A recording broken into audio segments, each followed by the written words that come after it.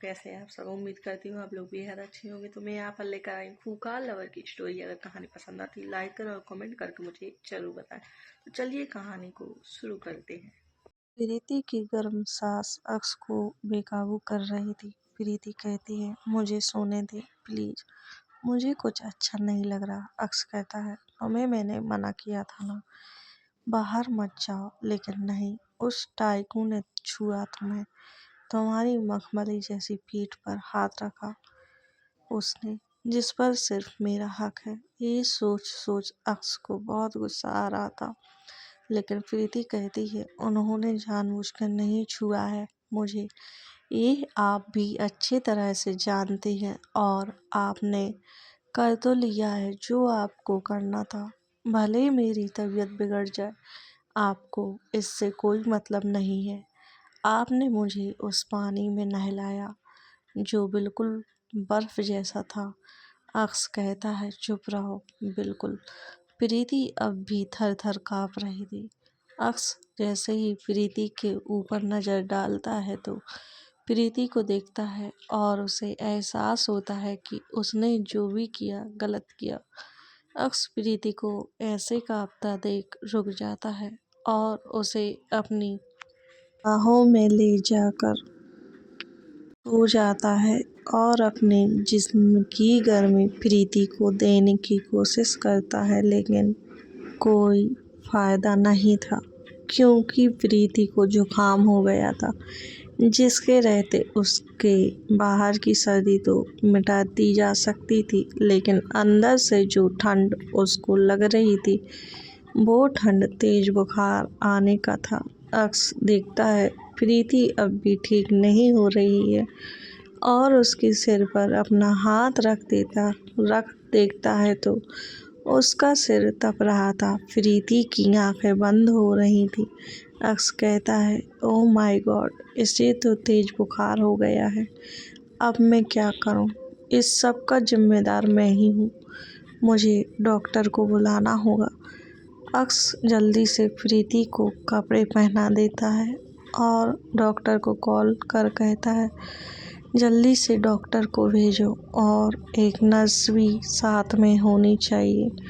और ये कहकर अक्स फोन काट देता है और बाहर बालकनी में जाकर सिगरेट निकाल उसको जलाकर उसके लंबे लंबे कस लेने लगता है और जो आधी सिगरेट बचती उसको पैरों तले मसल देता। कुछ देर बाद डॉक्टर भी आ जाते हैं और अक्स वहीं बालकनी में खड़ा हुआ था। डॉक्टर को देख वो दरवाज़ा खोल देता है और कहता है, जल्दी देखिए इसे। डॉक्टर प्रीति के पास जाकर देखती है तो कहती है, ओह माय गॉड, इन्हें तो बहुत बुखार है। अक्स कहता है, मुझे पता है, तभी आपको बुलाया है। और ये कहकर वो वापस बालकनी में जाकर खड़ा हो जाता है। कभी प्रीति की तरफ देखता है तो कभी बाहर की तरफ। डॉक्टर चेकअप कर चुकी थी और दवाएं दे चुकी थी। प्रीति को एक इंजेक्शन भी दिया ताकि प्रीति की ठंड ठीक हो सके और उसका जो हाई बुखार है वो कंट्रोल हो सके। कुछ देर बाद प्रीति की नींद लग जाती है। इस बीच अक्स की माँ का फ़ोन आता है। अक्स, कहाँ हो तुम लोग? अभी तक घर नहीं आए। अक्स कहता है, माँ, इतने सारे घर हैं, मेरा जब जहाँ मन होता है वहाँ चला जाता हूँ। मैं जब मेरा मन होगा आ जाऊँगा, आप चिंता मत कीजिए। ये सुन अक्स की माँ फ़ोन कट कर देती है। ये लड़का कभी नहीं सुधरेगा, खुद अपनी मन की करता है और बहू को भी इसकी आदत लगा देगा। मुझे क्या उसकी जोरू, मैं तो चली। अर्जुन और बुलबुल घूम घूम कर रह कर सब जगह का मजा ले रहे थे। कुछ देर बाद वो लोग घर आ जाते हैं। घर में अभी भी तैयारी चल रही थी शादी की। इतना बड़ा महल था तो 2 लोगों की डोली सजनी थी, तो नैना जी ने सबको अपने घर ही बुला लिया था। अमित के माता पिता भी यहाँ आ चुके थे और उन्हें इस बात से कोई एतराज़ नहीं था, क्योंकि बुलबुल और अर्जुन भी तो यहीं थे। बड़े लोग थे, सब कुछ मेंटेन कर सकते थे, इसलिए किसी ने कोई आपत्ति नहीं जताई। सब लोग अपने कामों में बिजी थे। बुलबुल और अर्जुन एक दूसरे की टांग खींचने में लगे हुए थे। वहीं अमित और दिया आंखों ही आंखों में प्यार मोहब्बत का इशारा कर रहे थे। अमित को दिया से कभी शर्म आती तो कभी दिया को। इन लोगों का तो यही खत्म नहीं हो रहा था और वहाँ प्रीति बुखार के चलते गहरी नींद में सो रही। अक्स को उसकी ये हालत देख सुकून नहीं मिल रहा था। अक्स प्रीति के पास जाकर उसके चेहरे को देखने लगता है। अक्स प्रीति के सूखे हुए होठों को देख रहा था जो बुखार के कारण सूख चुके थे। उसे बहुत गुस्सा आ रहा था खुद के ऊपर। आखिर क्यों किया उसने प्रीति के साथ ऐसा। अक्स नीचे जाकर वहाँ वाइन की बोतल उठा, ढक्कन खोल पीने लगता है। कुछ देर अकेला ही बैठा रहा। वही प्रीति की नींद खुलती है तो पहले से बेहतर महसूस कर रही थी और उसकी हालत में काफ़ी सुधार था। प्रीति की नींद खुलते ही उसने अपने आसपास देखा तो वहाँ कोई न था। प्रीति ने सोचा अक्स मुझे इस हालत में छोड़कर कहाँ चले गए, मुझे यूं ही छोड़ दिया। हाँ, वो गुस्सैल है, इसका मतलब ये थोड़ी है कि मुझे अकेला छोड़ दे। प्रीति उठकर खड़ी हुई तो उसे हल्का सा चक्कर आ गया क्योंकि उसे वीकनेस जो हो गई थी, ऊपर से गर्म दवा। प्रीति की उठने की हिम्मत नहीं हुई तो उसने अपना फ़ोन लिया और अक्स को कॉल किया और अक्स का फ़ोन बगल में ही पड़ा हुआ था, लेकिन साइलेंट होने की वजह से वो अपना फ़ोन नहीं उठा रहा था। अक्स को अब दो नशे हो चुके थे, एक तो वाइन का और दूसरा प्रीति का। अक्स प्रीति की तरफ चल देता है। माय लव, माय जान, मैं आ रहा हूँ तुम्हारे पास, मेरा इंतज़ार करना। तुम्हारा अक्स तुम्हारा है और तुम मेरे उस कमीने टाइकू की हिम्मत कैसे हुई मेरी लव, मेरी डॉल, मेरे स्वीट हार्ट को छूने की। हाँ, मैं बिल्कुल बर्दाश्त नहीं करूँगा। ये कहते कहते वो एकदम से दरवाज़ा खोल देता है। जब प्रीति को याद होती है कि अक्स आया है तो वो उठकर जा नहीं वाली थी कि अक्स के मुंह से बेबी सुन और उसकी तेज आवाज़ और उसकी लड़खड़ाती जबान बता रही थी कि अक्स ने ड्रिंक की हुई है। और अब प्रीति ने सोचा अब उठना ठीक नहीं रहेगा। अगर उठी तो दोबारा कहीं मुझे टॉर्चर ना करे। इसलिए प्रीति अपनी आंखें बंद कर लेटी है और कसकर अपनी मुट्ठी से कंबल को जकड़ लेती है। प्रीति के पास जाते ही अक्स उसके चेहरे से कंबल हटाता है और कहता है बेबी डॉल। प्रीति अपनी आंखें कसकर बंद कर लेती है और अक्स उसके चेहरे के पास आता हुआ अपने होठ उसके माथे पर रख देता है। अक्स प्रीति का हाथ पकड़ कहता है सॉरी जान, गुस्से में तुम्हें तकलीफ दी, लेकिन उस कमीनी की हिम्मत कैसे हुई तुम्हें छूने की। और ये कहकर अक्स की आंखें वापस से लाल हो जाती हैं। अक्स प्रीति की तरफ देखता है जो अब भी आंखें बंद किए हुए ही थी और अक्स प्रीति के पास जाता है और प्रीति के सिर पर हाथ रख देखता है तो उसका बुखार का तापमान बिल्कुल कम था। वो प्रीति को चेहरे से पकड़ उठाने की कोशिश करता है लेकिन प्रीति ना उठने का नाटक करती है।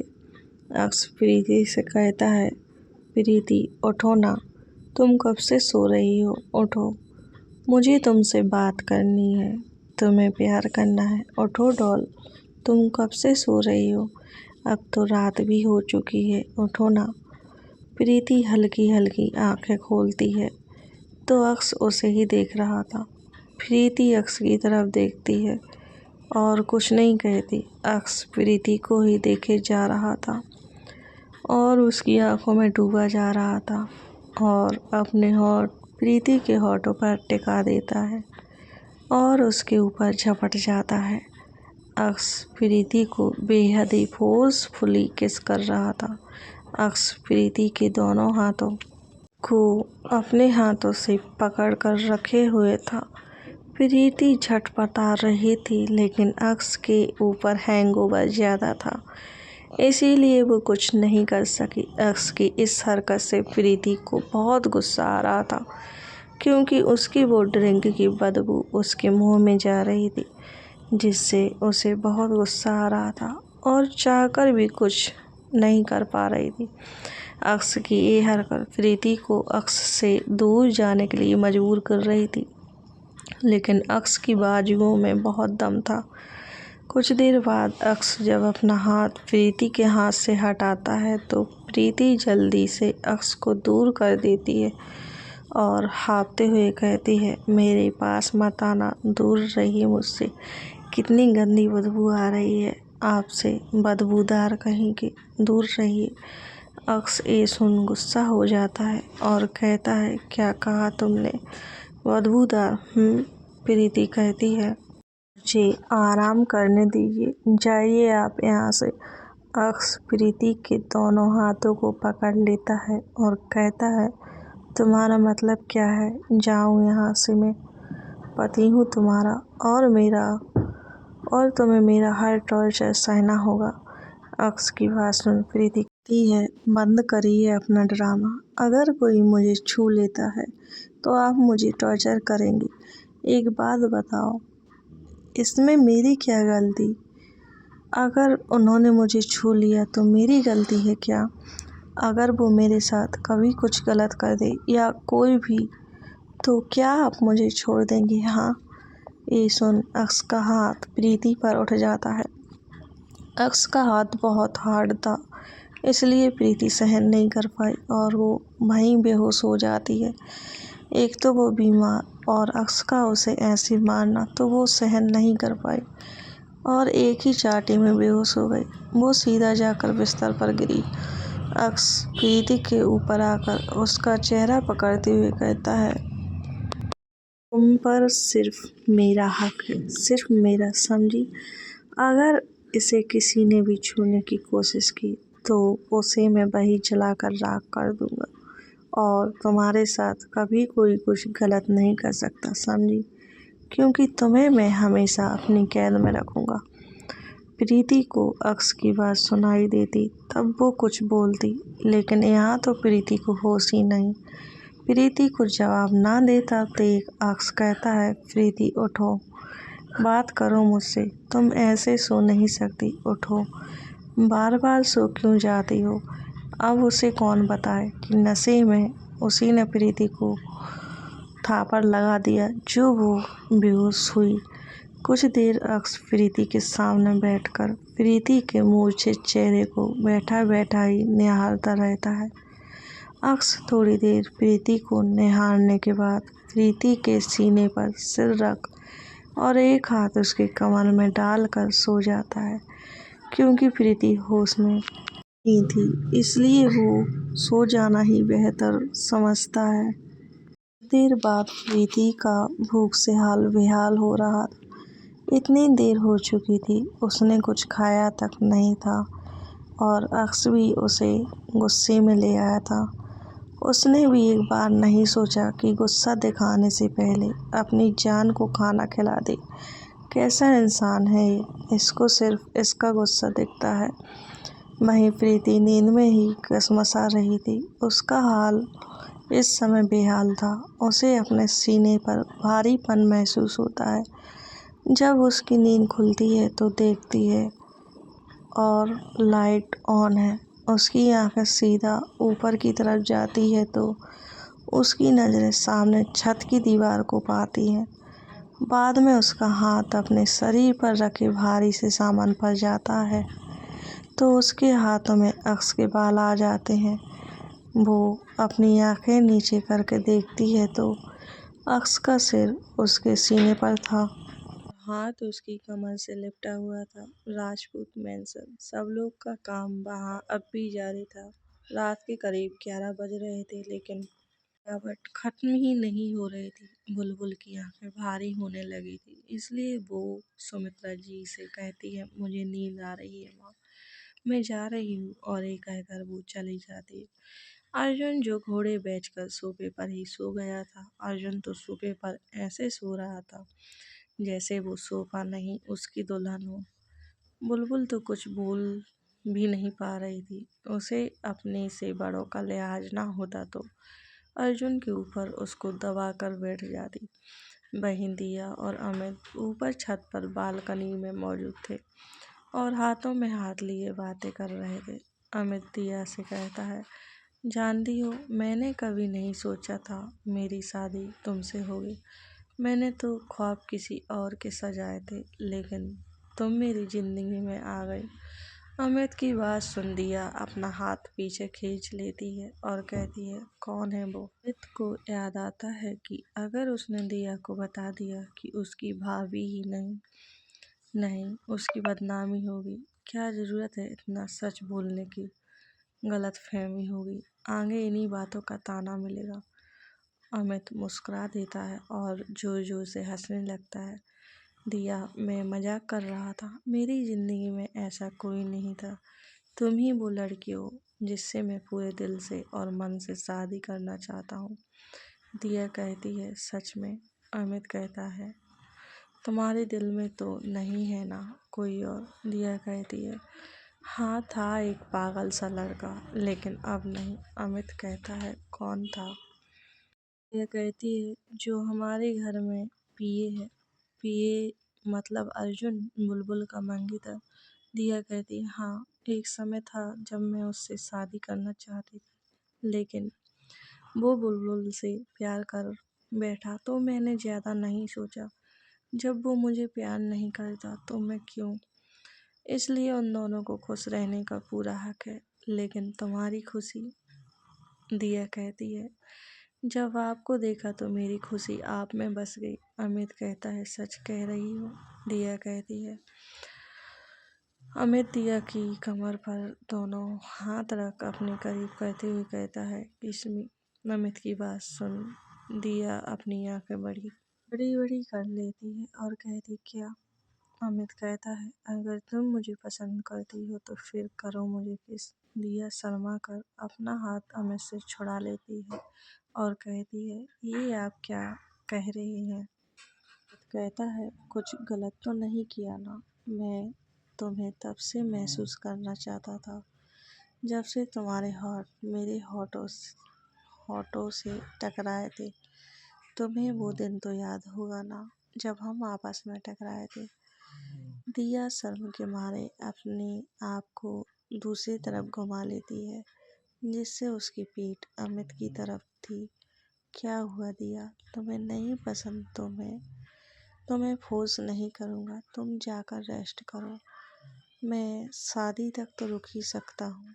अमित की बात सुन दिया हाँ में अपना सर हिला देती है। दिया जाने लगती है तो अमित कहता है, मैं तुम्हें गले तो लग ही सकता हूँ। ये सुन दिया वहीं रुक जाती है और अमित दिया के सामने आकर उसका चेहरा अपने हाथों में लेते हुए कहता है, गलत मत समझना मुझे, लेकिन तुमसे मेरा पहली बार ही है। मेरी जिंदगी में कोई लड़की नहीं आई जिसके साथ मैंने कुछ भी गलत किया हो। लेकिन दिया कहती है, मुझे आपके पास्ट से कोई मतलब नहीं है। अब हम आगे का सफर तय करना है। दिया की बात सुन अमित दिया को अपनी बाहों में भर लेता है और कहता है, ओ दिया, थैंक यू सो मच मेरी ज़िंदगी में आने के लिए। तुम बहुत समझदार हो और साथ में बहुत खूबसूरत भी। दिया ये सुन मुस्कुरा देती है और कहती है, अब मैं जाऊँ? लेकिन अमित कहता है, बस थोड़ी देर और, मुझे इन बाहों में रहने दो। बहुत दिनों बाद ऐसा सुकून मिल रहा। दिया चुप होकर अमित को महसूस कर रही थी और अमित दिया को। वहीं प्रीति उठकर अक्स को अपने सीने से दूर करती है, लेकिन अक्स का हाथ प्रीति की कमर में और कस जाता है। प्रीति को याद आता है अक्स ने कैसे उस पर हाथ उठाया था। वो सोच लेती है, अक्स की ये बेरहमी नहीं सहेगी। एक बार मार लिया, दो बार भी मार सकता है। मैं घर में सबको बता दूंगी अक्स का ये बर्ताव मुझसे सहन नहीं होगा। कौन करता है? मैंने तो सोचा था कि ये मुझसे प्यार, ये कैसा प्यार है। प्रीति बाथरूम में जाकर एक गिलास में पानी लाती है और अक्स के ऊपर उड़ेल देती है। अक्स नींद में एकदम बौखला जाता है। अक्स कहता है, कौन माई का लाल है बे जो अक्स से पंगा लिया। प्रीति कहती है, हम हैं बे, उठो, हमें भूख लगी है। एक तो इतनी बेरहमी से मुझे यहाँ लाए, ऊपर से उस ठंडे पानी में खड़ा किया और उसके बाद मुझ पर हाथ उठाया। शर्म नहीं आती आपको ये सब करते हुए? एक बार भी मेरा ख्याल नहीं आया मैं भूखी प्यासी और आपका टॉर्चर। आपको सिर्फ अपना मतलब दिखता है। अक्स के ऊपर हल्का नशा था जो प्रीति के पानी डालने से उतर गया था। अक्स कहता है, क्या खाना है? प्रीति कहती है, कुछ भी, जो भी मिल जाए, मुझे बस भूख लगी है। अक्स कहता है, तो खाना तो मैंने भी नहीं खाया। वो आपकी गलती, मैंने नहीं कहा था भूखा रहने को, समझी? जो मंगाना है मंगाओ। प्रीति की बात सुन अक्स किसी को फ़ोन करता है और कहता है, जल्दी से खाना बना कर लाओ। वो सर्वेंट बेचारा सो रहा था और इतनी रात को उठकर खाना। अक्स की बात सुन सर्वेंट कहता है, सर आप कहाँ हैं? अक्स अपने हाउस के बारे में बता देता है और वो सर्वेंट कहता है, सर मैं कुछ देर में बना देता हूँ, आप गार्ड को भेज दीजिएगा। सर्वेंट की बात सुन अक्स कहता है, इतनी रात में खाना बनेगा तो टाइम लगेगा ना, जब तक मैं तुम्हें खा लेता हूँ। प्रीति कहती है, बिल्कुल भी नहीं, दूर रहिए हमसे। अक्स भले प्रीति के साथ गुस्से में गलत बर्ताव करे, लेकिन उसके बदले वो प्रीति के गुस्से को भी झेल लेता है। बदले में उसकी चाल सुन भी लेता था, इसलिए तो प्रीति भी उसका गुस्सा सहन कर लेती थी।